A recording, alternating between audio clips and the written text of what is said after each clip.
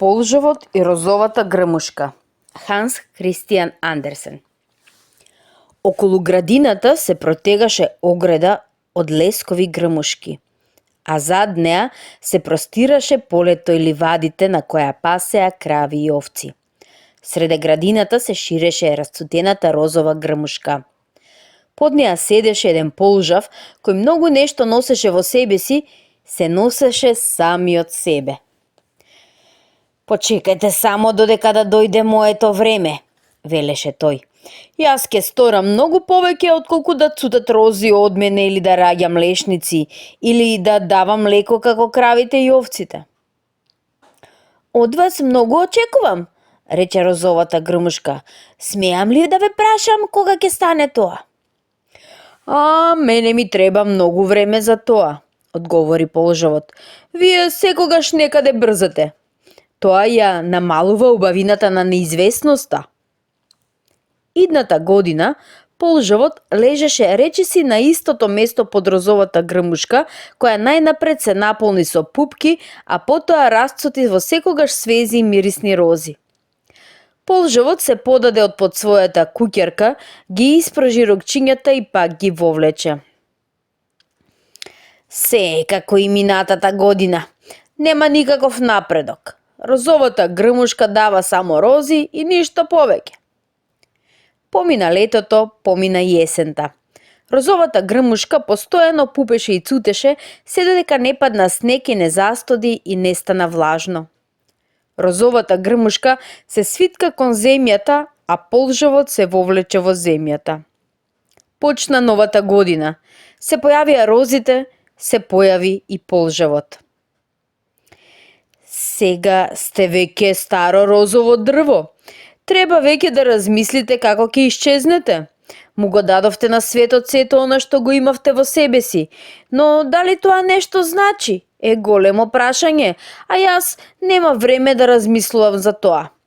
Но е јасно дека не сте сториле баш многу за својот внатрешен развиток, зашто инаку ќе дадевте нешто ново, невидено досега.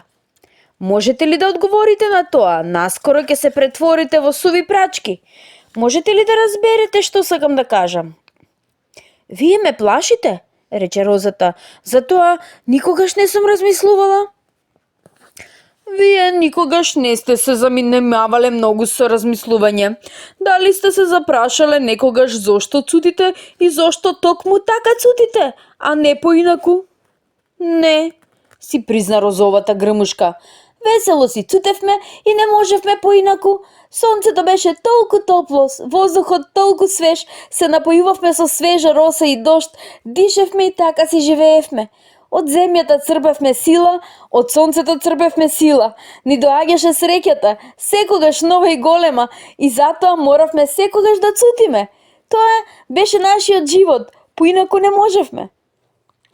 "Па, вашиот живот е прекрасен," се подсмевна полжовот. "Да, прекрасен, се ни беше дадено," одговори на тоа розата. "Но вам ви е дадено уште повеќе. Вие сте една од мисловните, длабоките природи. Високо сте надарени и ќе го восхитите светот." "Тоа ни на ум не ни паѓа," одговори полжовот. "Светот воопшто не ме интересира. Каква работа имам јас со светот? Премногу сум зафатен со самиот себе си." "Но зар не треба сите ние на земјава да им го дадеме од себе се она што е најдобро за другите? Да го даде секој она што може. Јас дадов рози, а вие? Вие што добивте толку многу, што сте му дале вие на светот, што ќе му дадете?" "Што сум му дал? Што ќе му дадам? Плукам јас на светот, тој ништо не чини, тој воопшто не ме интересира. Давајте само рози, вие ништо друго и не можете. Нека роди лесковата грмушка лешник, нека даваат кравите и овците млеко. Секој има своја публика, а јас имам моја во себе самиот. Се повлекувам во самиот себе и ќе останам во самиот себе. Светот ни малку не ме интересира." И полжовот влезе во својата куќа и се затвори. Тоа е толку жално," воздивна розата. "И покрај најголемата желба јас не можам да се вовлечам во самата себе, секогаш морам да избивам, да цутам во рози. Лисјата паѓаат и ветрот ги разнесува, но видов дека една од моите рози една девојка стави на својата песнарка. Втора роза лежи на градите на прекрасна млада жена, а третата роза ја бакна една детска усна со игрива радост. Тоа ми беше многу пријатно. Тоа беше толку прекрасно. Тоа е мојот спомен, мојот живот. Розата цутеше во својата невиност, а полжавот чмаеше во својата куќичка. Светот не го интересираа. Годините си поминуваа. Полжавот стана земја во земја. И розовата грмушка стана земја во земја. Па и спомен розата во песнарката помина. Во градината цутеа нови рози. Во градината растеа нови полжави. Тие се извлекуваа од својата куќерка и ползеа. Светот не ги интересираше. Треба ли приказнава да ја прочитаме од почеток? Таа сепак не би била поинаква.